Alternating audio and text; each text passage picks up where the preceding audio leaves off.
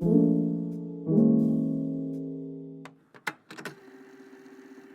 everyone, thanks so much for being here. My name is Kat and I make houseplant videos here on Good and Planty. If you just so happen to absolutely love this video, please consider liking it, commenting, subscribing, or following me on Instagram. All of these things help me grow my channel like a plant. Okay, so today we are talking about something that people ask me about quite a bit, so I figured it would just be way easier to make a quick video about it. Today we are talking about my grow light setup going into winter 2020. I've talked about why grow lights are important many times before, but a quick recap is that grow lights can be great year-round for supplemental light to help your plants do good, because plants need light, but it becomes even more important during the winter times when there's obviously less natural light available for your plants. While maybe some low light tolerant plants will do okay with the natural light that's happening, a lot of plants will benefit a lot from supplemental lights. So here we are. I'm going to talk to you guys about all of the different grow lights that I have in my home right now and some of the pros and cons to each setup. Okay, so the first grow light setup that I'll talk about is one that is in the spare room. If you've been on my channel, you know I don't film in there really, so I'm just gonna talk to you guys about it right here. So the grow light setup in there is actually probably one of my favorites. It's just LED strip lights that I hooked up to an IKEA shelving unit. The only con there, I guess, is that it is like a very bright purplish reddish blue light. If you're not into that color, then it's probably, you know, not the best choice for you, but I found it to be a fairly affordable option and my plants have responded so well to those lights. I don't think any of them have burnt under there. So I find it to be like a gentle but really helpful and supportive grow light. And the best part is that there is a timer function. So I just have mine set to go 12 hours on, 12 hours off, and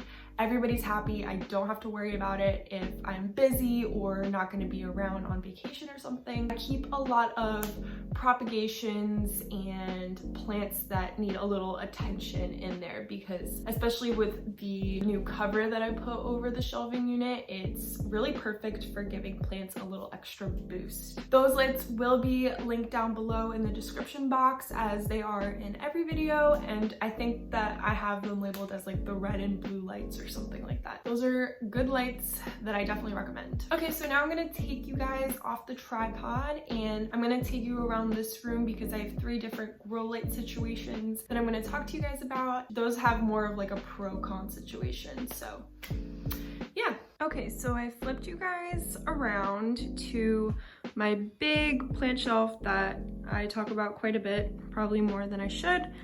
And here we have these grow lights. So each one has its own switch, so I can turn this one off and the ones below it will still be on, and they all connect and run through the entire shelving unit down to the outlet. And there's also a controller here so I can control, you know, each setup. I think that there's 2 different like snakes going on, if that makes sense. So these will also be linked in the description box, and let's talk about them. So I do like these lights. I love the color that comes out of them. It's not too strong for my personal taste, and it also does a really great job at promoting growth. I've seen a lot of growth from the plants that I've put under here. The only cons that I'm gonna mention are they are quite powerful. So plants like these that are fairly close to the grow lights can burn. I also had, where is it? This plant used to be on this shelf, for example, and that was way too close and it started to get a little chlorotic, you can see. So it was too much light. So if you are using these lights, I would be mindful of the space between the plant and the light. Another con is that there's no timer function, so I do have to manually turn it on and off. And also I'm going to absolutely emphasize that the sticky tape that it comes with is absolutely not going to do the job. I had to order 3M double-sided sticky tape to actually attach them to the shelving unit because they kept falling off with the tape that was provided. So yeah, it's just kind of annoying that you have to order a separate thing, but it's really not the end of the world. Once I ordered the 3M, everything was good. So yeah, that's kind of my opinion on these lights. I think that they're really great, powerful lights that my plants have really responded well to. And it's definitely perfect for supplementing natural daylight. The one other con that I'm gonna point out is that the connector cables, I don't know what they're really called, they are kind of short. So that did pose a little bit of a problem for this kind of shelving unit. Which is why I have I think that this is one strip that connects to the outlet, and then these are 3 other ones, if that makes sense. So yeah, I don't know. If you use these, I definitely do recommend them. They were one of the only white LED strip lights I could find in a decent package size, but there are a couple things that I definitely did want to highlight, and those are more practical function issues more than the plants actually not responding well to them. So hopefully that makes sense. If you have any other questions about that, please drop them down below and I'll try to do, my best job at answering them. Okay, next one. Okay, so here is the next, setup that I have going on. I have talked about this light before in my preparing for a fall/winter video, so it's not going to be linked in the description box for this video, but I will link that other video. So if you go there in that description box, I do have a link to this light bulb with a discount. So you just click the link and you get a discount. But anyway, so I have been really enjoying this light bulb, genuinely. I find it to be a little bit better looking than the Miracle-Gro light bulb that I had there previously, and it has proven to be pretty powerful. So even with the distance between these 2 plants and that light bulb, they are thriving and doing really well, and this plant really loves light, so it would tell me if it wasn't getting enough light. And then also you can see that these leaves, even though they're not directly under the light, they are burning a little bit and getting, you can see some light damage. I was gonna say sun damage. But yeah, this is what a plant getting too much sun or light looks like. So, and you can see that on a couple other leaves.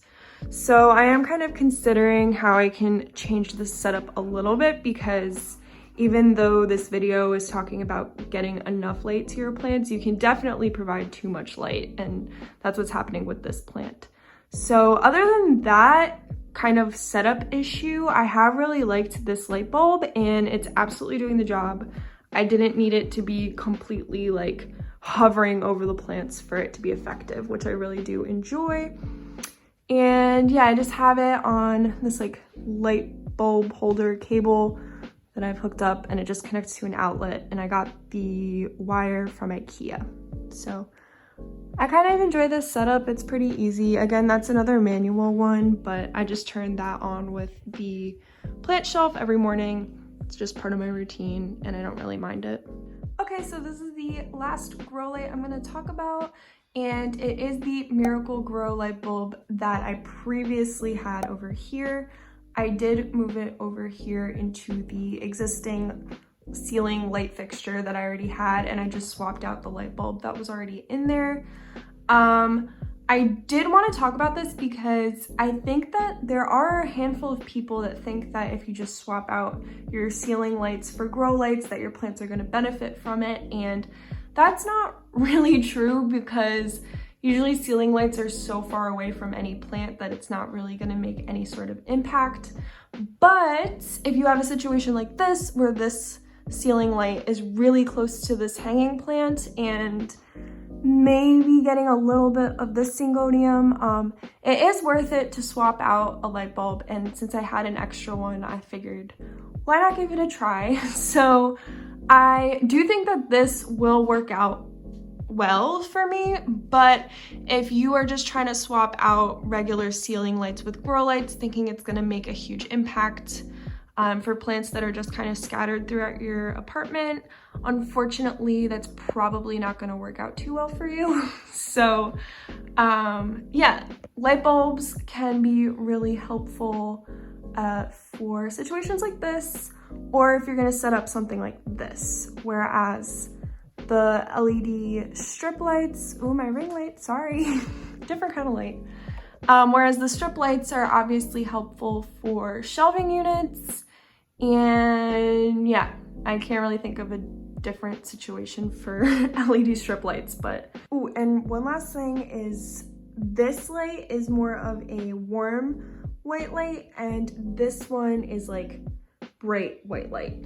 So I do have a preference. I love warmer lights. So if you're like me and are, you know, particular about your color temperature, that one is definitely going to be the warmer light bulb, and the Miracle Grow Light is going to be a brighter white.